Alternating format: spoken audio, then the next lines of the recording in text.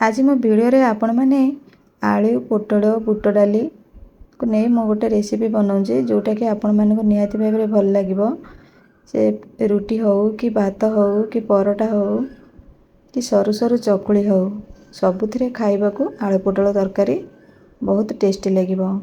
आ जोटा कि कम मसला को नहीं मु गोटे कम समय भितर गोटे रेसिपी बनाऊँगी। एठी मु आलू को आगु धोई देइतिली काटिके तापरे मु काटी दउची पोटल को धोईकी आपण माने काटिबे। काटिकी जदि पानी रे पकई दउसंती ताहले से तेल को गले तेल गुराक पूरा कला करदब।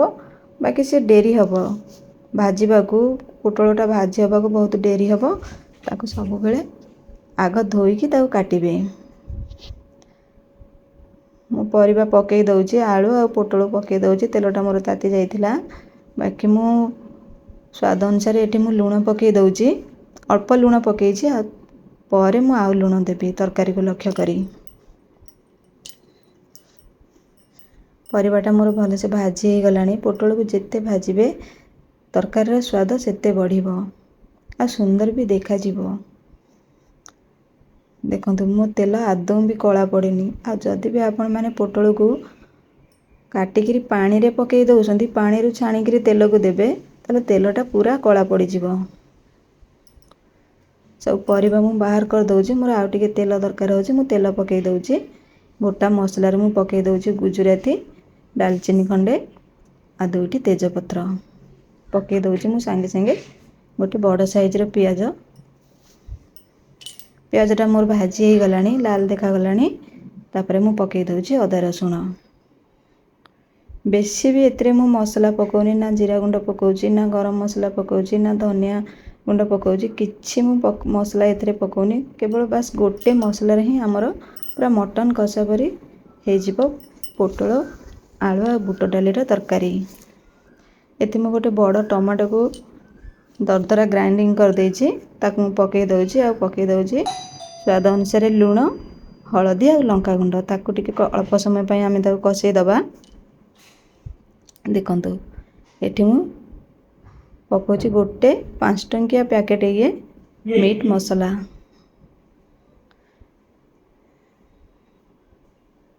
मु मोर तरकारी को देखिकी नौचे जदि आपण माने अधिक करूथिबे तरकारी ताले गोटे जगह दुईटा भी नहीं पारंती। आ किछि भी मु एतरे मसला पकोनी केवल एतिकी मसला रे हम तरकारी एते टेस्टी हेतिला आपण माने विश्वास भी करि परिबेनी।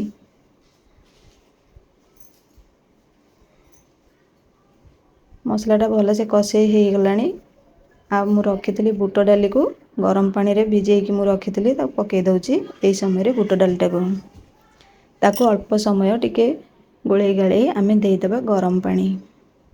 मने रखिथिबे सब बेले तरकारी रे गरम पानी ही दउथिबे। भल से हमर मसलाटा कषे हो गलानी। मु एठी देइ दउची गरम पानी।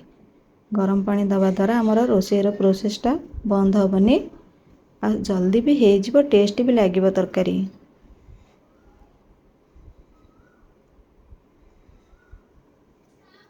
आको घोड़े दबा पाखा 5-7 मिनट पर हमर तरकारी रेडी हे जिवो। आ भितर आमे चकुली बनेबा पूरा सरू सरू चकुली आ मजा आसी जिवो खाइकी। सरू सरू चकुली समस्ते भी बनै पारंतिनी। तावारे बास अल्प टिके तेल देबे। बेसी तेल देले हमर सरू चकुली हबनी। एपटे भी तरकारीटा हमर रेडी हो गलानी। लास्ट रे मु पकई दउची धनिया पत्र आ एपटे चकुली भी रेडी। बेसी तेल देले कोन होबे कि चकुलीटा हमर सरू हबनी। कम तेल रे आमे दे दबा बेटरटा ताको पूरा जेमती डोसा टाइप रो करंती पूरा चामच को बुलेई दिकी से पूरा सरू सरू चकुली हे जिवो। देखंतु केते सुंदर देखा जाउची पूरा डोसा टाइप रो। ता सांग को आ तरकारी रो कलरटा पूरा जबरदस्त हे जी सुंदर लागुची ना। किपरि लागुची मो वीडियोटी आपण मानकु कमेंट बॉक्स रे मते जणेबे। नुवा तेले मो चैनल को सब्सक्राइब करिवे। रहूची नमस्कार।